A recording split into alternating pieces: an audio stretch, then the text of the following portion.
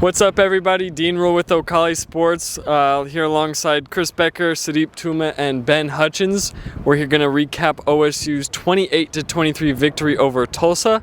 Chris, start us off. What impressed you? I'm going to start with the defense. They played really well for most of the game today. They made crucial stops when needed, including a goal line stand right down there behind us. That led to the LD Brown 98-yard kick return. Christian Holmes had a really good day. Malcolm Rodriguez, again, led the team in tackles. There's no shock there. It's like a scheduled thing that you'll probably hear week in and week out here. But Christian Holmes had a really good game. After struggling a lot last year, I think it was really good for him to have a good game earlier this season. Made a play that happened right behind us where he jumped. Gundy said it seemed like he jumped a 40-inch vertical and slammed the ball down with a PBU and got the Cowboys defense off the field. So that was kind of a constant thing where it was just a defensive battle today. Sudeep? Yeah, on that note, I think they gave up 347 yards, but 89 in the first half. And I think a lot of that was game flow and just like, you can't look at numbers in the end. A lot of situations they were placed in. You look at the drives that OSU had, 1 minute, 2 minute. They weren't sustaining drives, and then their defense just has to go back, and you're playing a really good Tulsa team. And I think a big part of that was Bryn Davis and his ability to extend plays, because a lot of times OSU had them, right? 3rd and long, they had them set, or he had them for a loss, and then this guy would just roll out, run for a first down, or maybe even just pass it down. So I think that was a big part of it. But I think the defense overall played well and gave this offense a chance. And, with Spencer returning now, we saw obviously a very different approach than we're going to see with Shane Ellingworth. But I know when Mike Gundy talked about this, I think this kind of just really clicked to my head. He talked about how they've, made some plays when need to, like the Bryson Green touchdown, the Jaden Bray touchdown, some off-schedule things. But when they're going to their schemes and their concepts and trying to execute plays, they're not able to at all. And that's, I think, the big concern here, that and obviously the run game. But yeah, a lot of that, I think you look at the youth on this team and just execution, that's just practice and reps like Casey Dunn was talking about. And I think that's one of the things they struggle with. But I think, it'd be silly really to say that Shane Ellingworth should start over Spencer Sanders, and you just can't make the judgment or the call based on how Spencer produced, because he's going against a very ferocious Tulsa front line led by Jackson player who LD Brown called baby Aaron Donald. I mean, they've got a vicious front, and I think Spencer played well, all things considered. Obviously, he's always going to put more on himself, but I think the receivers played well. I think the offense did a good job overall. And Ben, what do you have to say about some of these younger receivers that Sudeep brought up? Jaden Bray, Bryson Green, they all kind of had to step up into those bigger roles because Tay Martin only played about a snap or two. He's still dealing with that ankle injury. How do you think the wide receivers performed today? Dean, the wide receivers are making the Cowboy coaching staff look good. I mean, we saw Casey Dunn and Mike Gundy say that in the post-game press conferences. Man, when Jaden Bray is catching a ball and just shrugging people off and getting into the end zone by himself, it's an easy coaching decision. You love to have that play scripted out. Obviously joking, but it was, another solid performance from these young wide receivers, and not just Bray. We saw Blaine Green. Chris, he's stepped up again without his identical twin and Tay Martin. He came out for a snap. Coach Gundy said, Tay Martin shouldn't have even really been out there. It's just a matter of Tay Martin saying, hey, I need to get one. I want to get out there. And ultimately, they decided after he had one drop in that first series that they were going to just move along from that.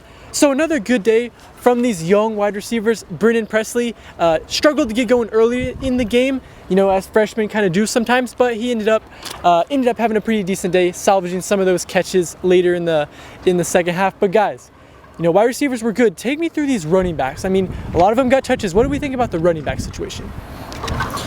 The running back situation is under a magnifying glass right now. It has been for, the past 2 games, simply because of the stats that are getting put up. But I think they got a big boost from Dominic Richardson today, who didn't get to play in that first game against Missouri State. He got 4 touches for 18 yards today. And as offensive coordinator Casey Dunn said, he likes to play aggressive, and he showed it out there today. On top of that, you got Spencer Sanders back, who is the much more mobile of the 2 quarterbacks between him and Ellingworth. And he put up, I want to say 62, 63. He was, I believe, the leading rusher on the team today. He broke a big run. I think the rushing, it still just needs a little bit more time to get warmed up, but I don't think there's that cause for concern that some people think there is. Chris, thoughts on this? Yeah, I agree. I'm going to piggyback on what Sudeep said a little bit earlier. it's silly to think that Shane Langsworth should come into this game. And that's not saying that he's bad. It's saying how that Spencer adds another level to this offense that they missed in that Week 1 matchup. The run game was non-existent in the Week 1 matchup. It was still tough to watch this week, but it was better. And it was because they had the zone read option, like what Casey Dunn was saying. When you have a guy like Shane in the background, on the backfield, where it's just drop back and throw, and there's no read option game. When you have Spencer out there, you can run the zone reads, you can run the read options, and you saw him pull it many times today, and go off for 5, 10, and then he broke out the 37-yard run that he fumbled on, but he got saved by the Tulsa player touching it out of bounds. But all in all, I think Spencer and the run game played better today. But there's still a lot of room for improvement. Sudeep? Yeah, and I think a big thing is like the zone reads are obviously very important, and that's why you saw Spencer pull it a lot of times. And eventually, once he gets a couple of those, or he pulls a couple of those, then even if it's not a zone read, the defense simply has to account for this guy running, and that just makes a lighter box or another guy who has to spy on him. But honestly, no matter what, even if you have Spencer, even if you have Michael Vick, even if you have Lamar Jackson, it doesn't matter. What it matters is the blocking up front, right, and where that starts. And I think the blocking was a lot better. And while you might look at that and say, they got pushed around, I say that considering the opponent you're going up against. They tried very hard. OSU tried very hard in the beginning to establish that run. That's why you saw, I think, only 4 pass attempts from Spencer in the first quarter, but they tried, and while it wasn't pretty, the numbers were not good, obviously, but they got a few more push, right? They got themselves into 2nd and 6, 2nd and 3, 3rd and 7, even just better situations where you're getting a little more push there, and it's a step in the right direction. Now again, some of that's laced in how good Tulsa's front is, but I think this coaching staff will take some solace in how the run blocking improved a little bit, and I think the running backs played well. Obviously, Jalen Warren had the exciting run where he shows off his balance, his elusiveness, his speed. He's a great talent. I think all 4 of these guys are very talented, and a lot of times it might get skewed of when you get these guys are only getting a handful of touches, right? So they're 4 carries, 8 carries. They're not getting a flow. They're not doing all this and that. But large output of that is just how this offense is designed and how many talented guys you have. But when the blocking's sound, they're going to be sound. Ben, any closing thoughts from today's game? It is truly amazing how impulsive, some of our students and some of these fans are in Boone Pickens Stadium. We heard, "We want Shane" chants. And as Chris, said, as Deep, you were saying, like, it's his first game back, right? This is Spencer Sanders' first game, and he played well. Spencer told us, everyone in this locker room is probably going to say I played well, but I need to do better. I mean, Spencer, you were great, man. 2 touchdowns. He had the interception, but I think there's a reason that the students are behind the wall, and that Coach Gundy and Coach Casey Dunn are making these decisions here. I'd say it was a good performance from the Cowboys, who halfway through this game looked as if they might go 1-1. So another Cowboy victory where a game was probably closer than a lot of fans expected. But at the end of the day, this team's just getting it done, kind of grittiness, using that defense, relying on that defense. And I think that's going to be the recipe for this Cowboy team all season. Chris, what are your thoughts on that?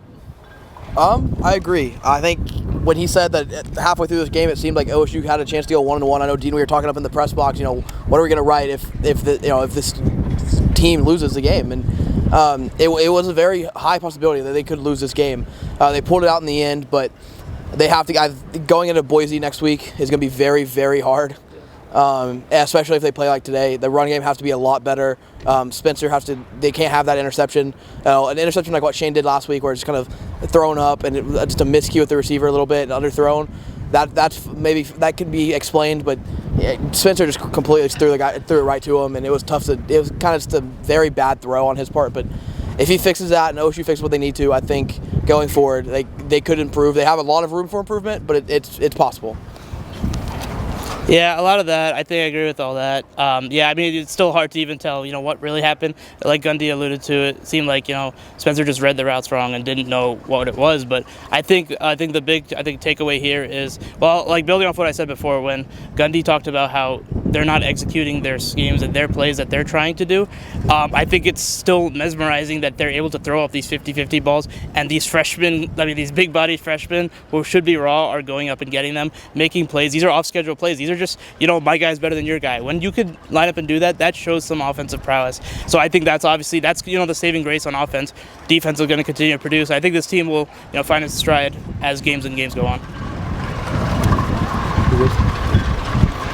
All right, everybody. This has been Chris Becker, Sudeep Tumma, Ben Hutchens, and Dean Ruhl with Ocali Sports, and we will catch you next weekend when we cover the Boise State game.